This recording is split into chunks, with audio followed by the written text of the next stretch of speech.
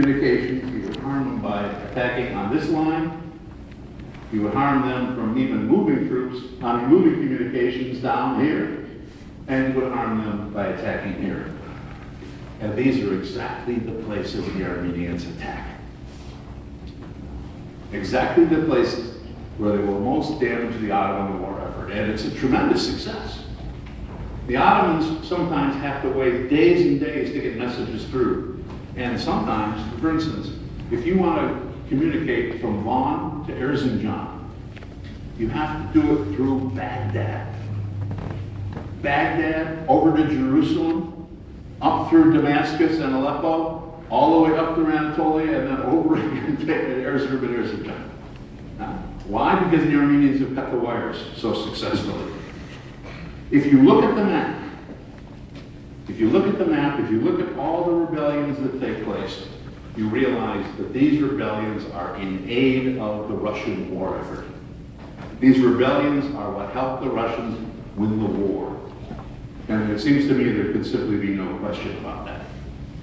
Unfortunately for the civilians who live in these places, and I say Muslims because you'll notice I haven't said Kurds and Turks and who's who, because when the Ottoman Empire kept records, they did not keep records by ethnic group. They kept records by religion. And anyone who tells you he knows who's a Kurd and who's a Turk and who's a Circassian and such is a liar. We don't know that. So I try, even though sometimes I do know who's who, we try to stick to the definition the way we understand it. The Muslims who lived in this area, once the Armenians and the Cossacks, both groups, both the Russian Cossacks and the Armenians, once they came down, they attacked and killed the Muslims all over the region. I stress all over the region. The Muslims who managed to escape were very few. But when they did, they clogged the roads. They made it difficult for the Ottomans to move their soldiers at all in retreat.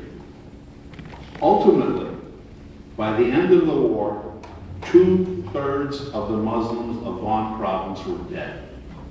2/3 of those people were dead. As we'll see, they died, of course, mostly of disease, but a lot of them were shot as well. Finally, I want to give you one example of the effect on the war itself, on winning the war, the effect of what happened because of the Armenian actions. And to do that, we have to go. We have to go to Azerbaijan. The Ottomans looked at the situation in the east and they said, you know, if the Russians can talk about turning the front, turning the battle, so can we. That we should look at the possibility of fighting the Russians this way, because this is a place where we can win. Specifically, we are going to attack up through, notice, not across Armenia, not through the mountains, but in the areas that are flat.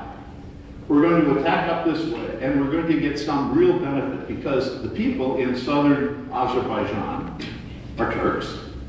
They don't particularly care about being Iranian one way or the other. And even the people up in northern Azerbaijan, or Baku, are Turks. Maybe we can get many of them to join us. But the really important groups were the Kurdish tribes. Now, the regular Kurdish civilians were simply Ottoman subjects. They acted like Ottomans, they lived like Ottomans, the Turks, Kurds, didn't make any difference. But the tribes were not loyal, especially. The tribes did not particularly care who won or who lost, as long as they got what they wanted themselves.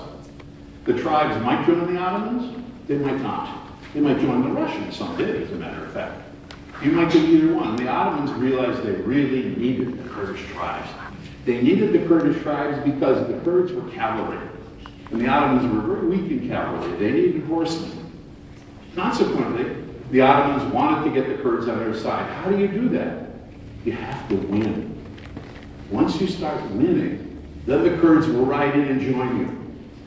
If you don't win, they ride away. In fact, as we're going to see, the Ottomans didn't win, and many of the Kurdish tribes left and never fought for the Ottomans ever. So the Ottomans have a good plan. This is a plan that can work because the Ottomans can come up with approximately 30% more troops than the Russians. This means they'll win. Until they hit Gilman. Dilman, which is an area of Iran that could be fortified by the Russians, was the place, when the Ottomans attacked, the place that the Russians made their stand. They pulled all the Russian troops they could find, they got everyone together, they put them into Dilman. They took the defensive position and the Turks had to attack, and of course, as you know, the defense is stronger than the offense. It was a very close thing, but finally the Turks lost. Why did they lose? Remember I said they had 30% more men. They should have lost, no problem. They should have won. But they lost. Why? Because 6,000 men who were supposed to be with that army were back in Van province fighting Armenians.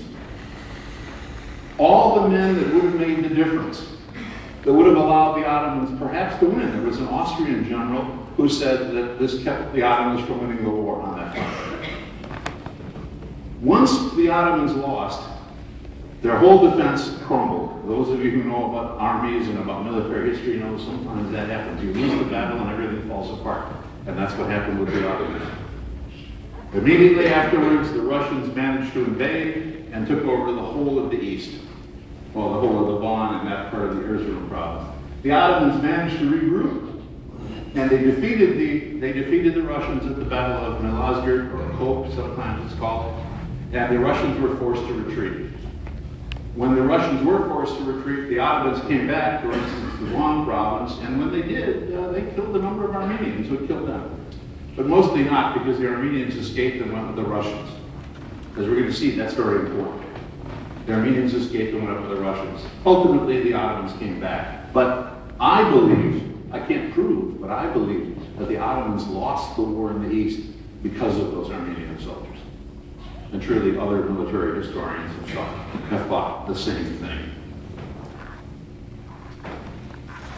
So let's talk about why the Ottomans relocated the Armenians. They relocated the Armenians because of all the things I just said. Because Armenian rebels, and many regular Armenian people as well, they had defeated the Ottomans. They had caused the Ottomans to lose tremendously, and they had attacked and killed many, many, many thousands, hundreds of thousands of Muslim civilians. This being the case, no one knows for sure what would have happened, but I think that what happened was so damaging that the Ottomans said, we can't let this happen again. The Ottomans decided to relocate the Armenians because the Armenians had acted as agents of the Russians, because they had slaughtered Muslims, and because the Ottomans expected that exactly the same thing would happen again. And what they did was they relocated the Armenians. As you can see here, this is the best information we have right now. I don't want to tell you these numbers are perfect. They aren't. They're the best ones we have that are available right now. Of those who were relocated, we have approximately 440,000 Armenians who were sent south. They were not sent to where people say they were sent. We hear, in fact, I just saw on television 2 weeks ago, a show in which they said 150,000 Armenians were killed in Zor. Well, that's 10 times as many as were ever sent to Zor. Actually, Zor was a very small area. Mosul was also a small area. Most of the Armenians who were relocated were sent to Syria. The Ottomans kept records of how many were there. We have lists of how many people, they have names, they're very detailed lists of what happened. And it's interesting that of those who were deported, who were relocated, I should say, of those, as far as we know, 80% survived the journey. 80%. Now this is, of course, 20% dead is horrible. It's horrible. But it isn't genocide. Because 20% was at least as bad as what happened to the Muslims. I should say the Muslims suffered at least as much and more. Most people who died in these things died of typhus, typhoid, cholera, and starvation. Armenians, Turks, soldiers, civilians. But what I especially want you to notice is not just the blue arrows. I want you to notice the green arrows.